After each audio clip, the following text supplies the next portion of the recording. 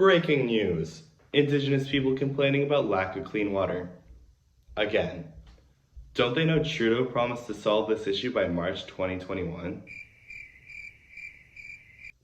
Let's take a quick look at a wonderful speech by the Prime Minister himself. Our efforts include investments to help bring safe and clean drinking water to all Indigenous communities, part of the UN's Sustainable Development Goal number 6, clean water and sanitation.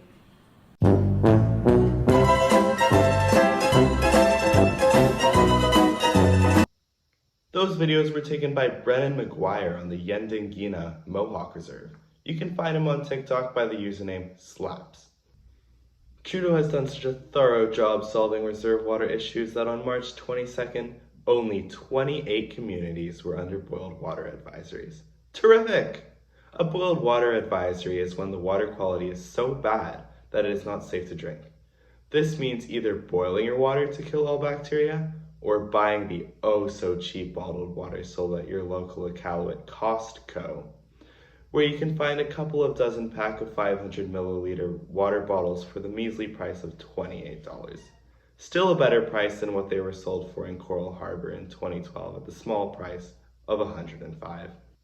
Next up, we have a reporter from our good partner, the Toronto Sun, who claims there is no issue with reserve water. Take it away, definitely not racist, Dan. Yeah, that's right, Archie. The water out here, perfectly fine.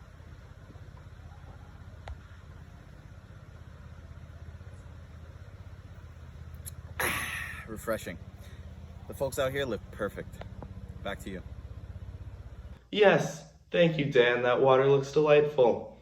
On the topic of not so racist Dans, let's take a look at an article published by the Toronto Sun, which describes the myth of underfunding for Indigenous reserves. This article was written by a man truly experienced with Indigenous issues. It was written by our good friend, Lauren Gunter. So let's talk about the myth of underfunding. This article was posted in 2016, and at this time, on-reserve schools receiving just 30% more funding than on-reserve schools per capita. According to the CBC, the average budget for a reserve kid was about $6,800, whereas the funding for a kid in Broadview, which is a top 10-minute journey away, was $11,000. But do you really need school when Lauren Gunter has so much valuable information to teach? And at least reserve students all have safe, quiet homes to return to at the end of their long school day.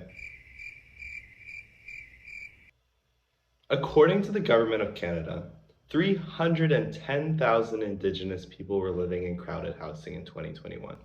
Perfect for the spread of COVID-19. But I'm sure they're fine. I mean, this isn't exactly the first time they've had to deal with foreign diseases. And hey, at least their drinks stay cold. It gets really cold.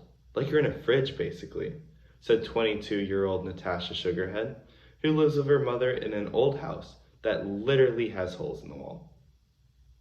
Join us after the break to learn more about how, according to the CBC, 44.7% of Indigenous students graduate within 3 years of beginning grade 10, compared to 88.7% of non-Indigenous students, and why that means we are smarter.